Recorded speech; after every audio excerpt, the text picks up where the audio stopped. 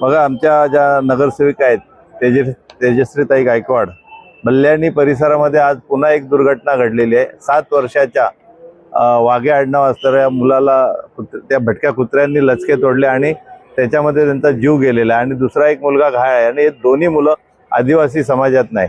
आणि आज हा जो हल्ला भटक्या कुत्र्यांचा वारंवार विभागवार होतोय, याच्यावरती प्रशासनाकडनं अपेक्षित जी कारवाई व्हायला पाहिजे, नसबंदीच्या पासून सगळ्याच गोष्टी।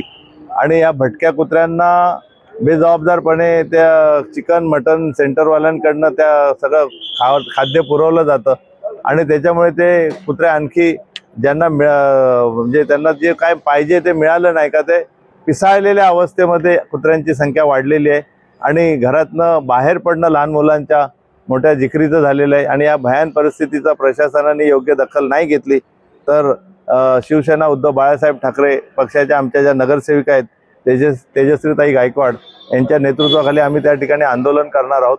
हा इशारा जाहीर आज आम्ही देत आहोत।